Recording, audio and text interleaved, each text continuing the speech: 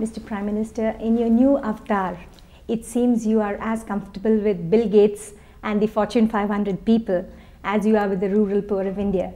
Your new budget, 1997, has come up for a great deal of praise from all quarters, both the rich, the industrialists and the middle class people. But your critics call it a pro-rich budget. What is your reaction?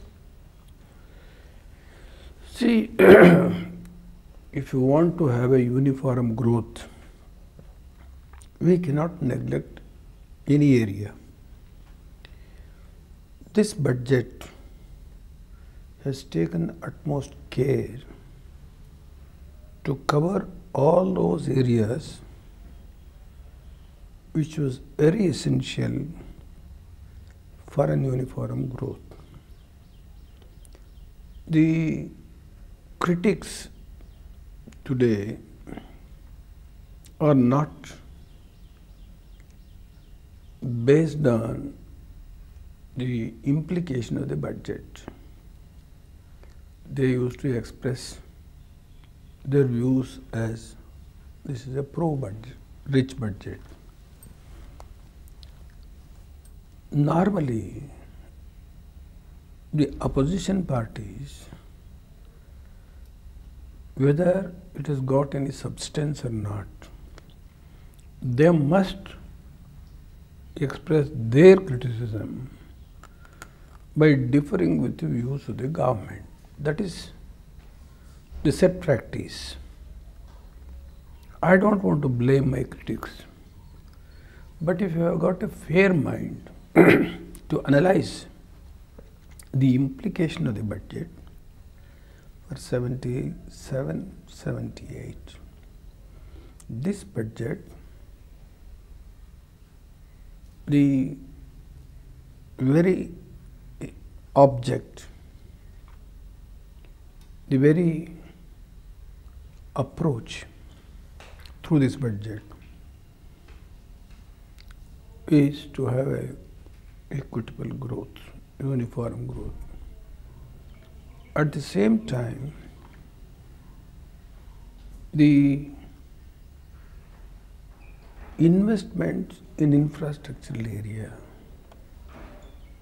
must be attracted. Otherwise, the uniform growth cannot be attained. The economists always say the fiscal deficit should not cross beyond 4.5% or 6%, 4.5% or 5%. It should not cross that limit so that the inflation can be under check. This is the very simple analysis of the economists. Keeping this in mind, we must also try to give sufficient leverage for the investments in infrastructural areas, because our resources cannot be used or invested in the infrastructural areas in a big way. We have to give more emphasis on social sector, agricultural sector, and the rural development. When that is the object of the government, when that is the indication of the government, then naturally, to attract the investments in the infrastructural area, we have to take certain steps so that an investor should also feel some sort of confidence through this budget. Infrastructural area is a must, as I told you a little earlier, for the industrial growth. The problem to be solved. Unless the power problem is solved, it will affect the agricultural sector, it will affect the industrial growth, it will affect the service sector also. So keeping this in mind, we have given certain concessions in the tax structure, whether it is corporate sector or the individual, the income tax, the personal reduction so far as the income tax, not only in the corporate sector, but personal taxations also has been given certain concessions. We try to reduce the income tax, keeping in view of the people who earn little more. They should not feel that we are snatching away their hard-earned money through higher dosage of taxation. Okay. That is why personal income tax, we try to reduce it, But, so that Mr. Prime he Minister, can genuinely feel that the reduction of personal income tax will definitely, on a lower scale, and he will take advantage of this instead of adopting a dubious method for keeping that money unaccounted. This is one aspect. And in the corporate sector, either excise duty or the income tax reduction is to encourage industrial growth and also the investments. In this background, we have taken certain measures so far as the reforming the tax structure. Great. You speak of allocations for the poor and the underprivileged, but in actual real terms, it doesn't account for very much. And I'm going to quote you some figures. Rupees 555 crore only for health, amounting to less than rupees 10 per citizen. Education gets 4,158 crores, less than rupees 48 per person. Now, the money allocated for the girls' education also comes by cutting back the midday meal scheme. Even the funds for the basic minimum services works out to about rupees 360 per person, 3 rupees 60 paise per person. All these are not very impressive figures. What do you have to say to that? You have to try to analyze based on the number of persons that is going to be benefited. I would like to pose a question. The priority area which this United Front government identified with the consent of all the chief ministers, irrespective of the political party, is the areas which you have just mentioned now. The coverage of the midday meal is not going to be hampered. The basic minimum service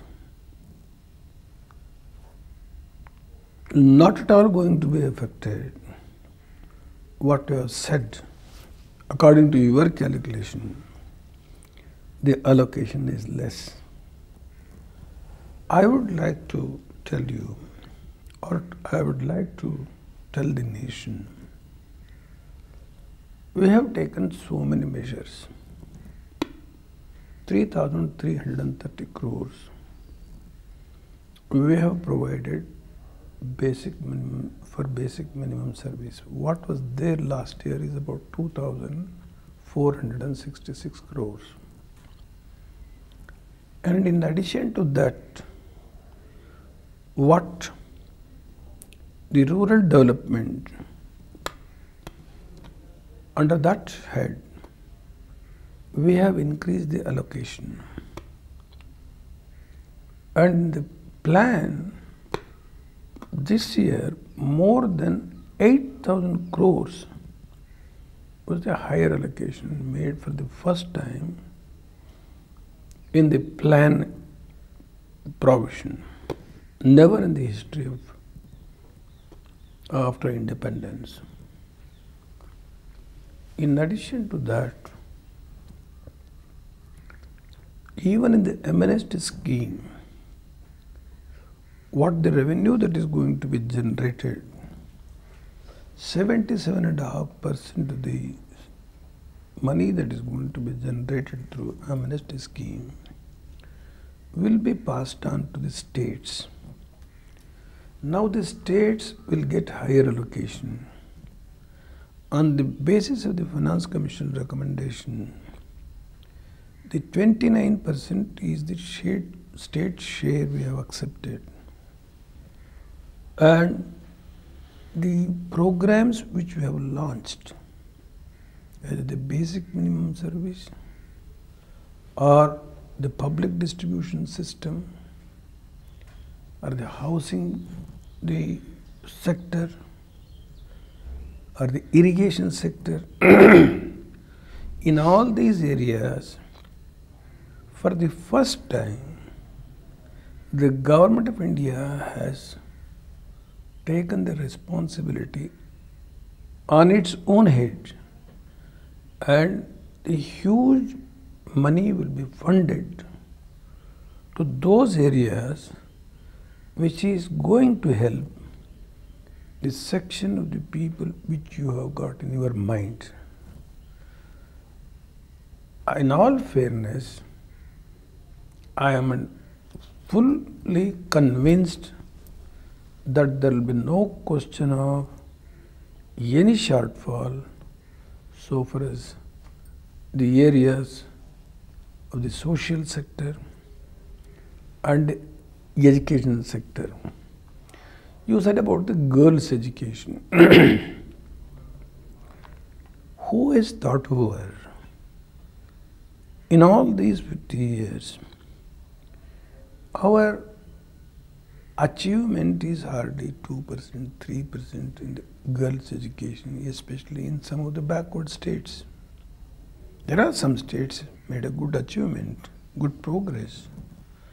A state like Madhya Pradesh, Bihar, UP, Orissa, Rajasthan, some other states, the girls' education is not even 2%. So knowing this, this government has launched a special scheme in the name of Kasturba Gandhi Shiksha Yojana, to start 250 residential schools. Each school will be provided 1 crore. 250 districts is going to be covered where the tribal population is more, where the minorities are more, where the scheduled caste people are more. The object is to provide the free education to the girls so that this disparity or the lack of infrastructure for the girls' education, which is hitherto was there, we wanted to set right. And this is the beginning, the first phase. We wanted to enlarge it. And I don't think the money will not be the constraint for these areas. Okay, Mr. Prime Minister, coming to the reforms process, you say that liberalization is on a fast track, and yet what happens is the Tata SIA project, airline project, is hanging fire for a long time, And will this not then send confused signals to the foreign investors who want to come to India? See, it is only in the domestic area this issue has on the domestic routes. We have to take a considered views and before taking a final decision. The cabinet is considering this matter. It is before the cabinet. 40% equity has been allowed for any foreign investors. And in the area of infrastructure, we have already declared that it is open to the private sector. Construction of the airports, construction of your infrastructural facilities with regards to the civil aviation department for better amenities. We have already declared we will encourage the private investments. So far as allowing the foreign air traffic, we have to take a very considered view without allowing our civil aviation, our Indian Airlines or the Air India should not be allowed to suffer by any hasty decision. I can say this. We have sufficiently given scope for the private investments by opening the several sectors. Power sector we have opened for the private investment 100% equity, and coal sector, mining sector, national highway sector, telecom sector. So we have no such reservation, but at the same time our industry should not suffer. The airlines should not go tomorrow to red. I should also keep it in view about the domestic, the area where it will create problem. This will be examined by the cabinet, and a proper decision is going to be taken keeping in view of all these things. Okay. There are some very hard decisions that you will have to take, Mr. Prime Minister. We all know that the oil pool deficit is over rupees 20,000 crores, and you will absolutely have to raise the prices of petroleum products and cut back subsidies if you want to cut the inflation down. Do you think you will take hard economic decisions, or will you be guided by political compulsions and populist demands? And how then will you convince your United Front constituent member, the Left Front, that you're not anti-poor? Oil pool account, first of all, will not come under the purview of the general budget. It has got its own separate the budget. Whatever the shortfall because of the certain developments in the global arena, yes, there will be a deficit to the tune of 15,000, 16,000, or some estimate is about 20,000 crores. I do agree. On this issue, before taking the decision, the government will examine all its implications, and we will take the decision in such a way that this should not give more scope for inflation. we will try our best to apply our mind with regards to how we should be able to overcome this problem. All these things will be borne in mind before we take a decision.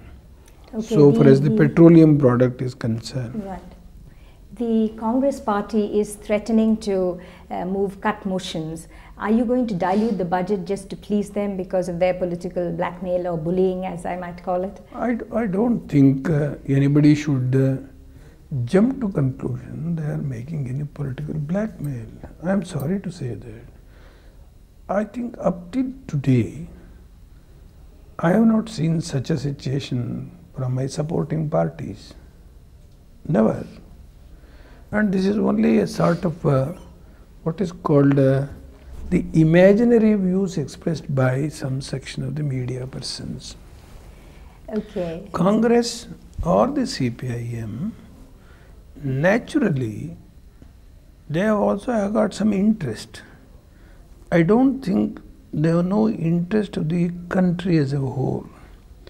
While they are going to give some suggestions, I think it's in the from the point of view of the healthy growth and also to fight out the basic problems, they will also give their own views. But the approach may be different. But at the same time, the views expressed by the supporting parties should not be taken as blackmail. I am sorry to say that. We should have a fair mind even to express our views on such opinions given by my supporting parties. I must be fair. I must take things with an open mind, and if it is advantageous to the general public, we should welcome it. There is no need to go to the extent of any confrontation through cut motion. It's not necessary. We can mutually discuss and we can arrive to a common understanding.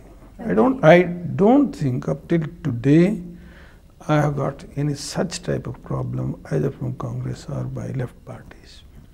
Mr. Prime Minister, moving on from budget to real politic, as they say, very recently the Speaker, Mr. Sangma, has indicted your government for speaking in different voices, as it were. And also recently what has happened is you proposed the appointment of judges bill and very hastily withdrew that also. Now, does this not kind of erode the credibility of your government? First of all, it will not be proper on the part of any government or any member of the House to criticize the ruling of the Speaker. Whatever the ruling of the Speaker should be respected. In my 35 years as a legislator and as a parliamentarian, the question of the Speaker's ruling, if it is going to be interpreted in your own way, then it is going to give scope for challenging the Speaker ruling. Speaker in his wisdom, if he has given some ruling, it will not be proper for any one of us to comment on that. Then the very importance we have attached to the system and to the chair, to the presiding officer, will be shaken. I don't want to react on that.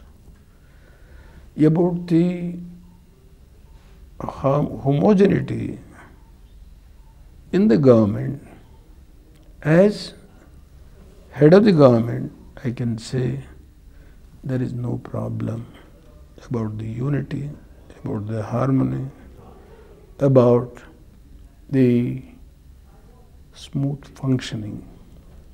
But while expressing on certain matters, each individual has got his own liberty to express his views based on the feedback. That doesn't mean that there is any sharp difference. The Home Minister will get some information. He is a Home Minister. Mr. Defence Minister Mulayam Singh Yadav, coming from that state, he has got certain information based on the ground reality. Both views may be right, but when they express their own feelings, we cannot come to the conclusion that there is sharp difference. UP politics is totally is in a peculiar situation. I do not want to describe the Uttar Pradesh politics. Taking the opinion expressed by the Defence Minister and the Home Minister, in last 10 years there were 14 governments. Uttar Pradesh had experienced with 14 governments, including 2 presidents rule, governor rule. It has witnessed 14 governments, some government 4 months, 6 months, 8 months. It's a peculiar situation. That's why on UP issue, if I express something or if my colleague express something, that does not indicate any disunity in the ministry. But tell me, and about the judges' appointment, the bill, it was discussed at various stages, and majority of the opinion expressed by the leaders is to restore the earlier system which was prevailing. There is nothing new. Since independence, from the day the Constitution was accepted by all of us, the appointment of judges was the procedure.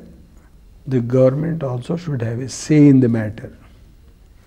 That was reversed by a judgment in 1993, majority the judgment.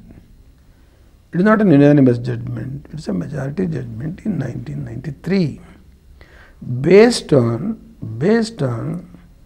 the views expressed by these several leaders in the chambers of the Speaker, the bill was drafted. There is no question of curtailing the judicial independence. The system which has prevailed for nearly 43 years, where the government will have some say, to restore the same position, the bill was drafted. It does not mean it has been dropped. So the session has not been urgent sine die. You must know this. So let's move on from UP politics to Bihar politics. Recently in Mr. Lalu Prasad's very famous Raila, you came out in support of the Chief Minister, in spite of the fact that there is a fodder scam case that is pending against him by the CBI.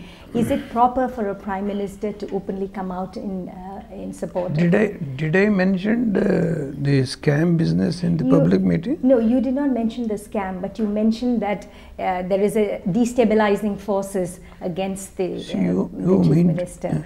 So is it proper Please hear me.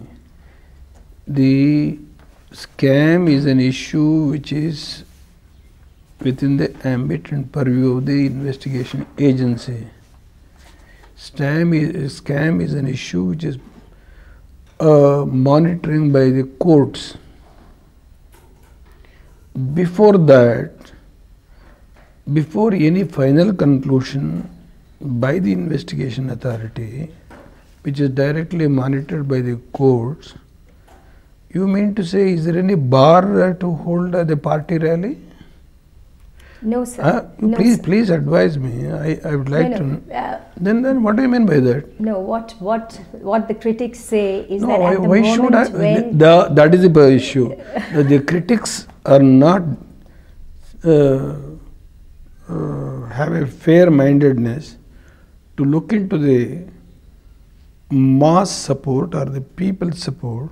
The people are not going to be brought over in such a massive rally supported by the people. You should not try to draw your own inference that it is going to scuttle the investigation or meddle with the investigation, which is directly monitored by the courts. And I have nothing to do with that. But my party rally, as a Prime Minister, I am not attending. As a leader of the Janata Dal, I cannot ignore my party to suffer when the party workers arranged a rally, whether it be in Orissa, whether it may be in Bihar, whether it is maybe in Karnataka, whether it may be in Delhi. But it is my duty. Yes, see, every political party, some leaders are facing some problems. Whether those problems have got sufficient the material background or the merit or whatever it may be, ultimately, unless it's finally decided by the competent forum, I cannot draw the conclusion A is corrupt or B is corrupt. There are allegations, alleged allegations. Those alleged allegations must be finally disposed of by the competent platform. Okay. So till then, you mean to say I should suspend my party work? Who said that? I can't allow that to happen. First of all, I give importance to my party work rather than the power of the Prime Minister. The office of the Prime Minister is not a permanent arrangement. It may come and go. But the party cadre has to be strengthened, the base has to be strengthened. That is the very prominent responsibility of the leader of the party.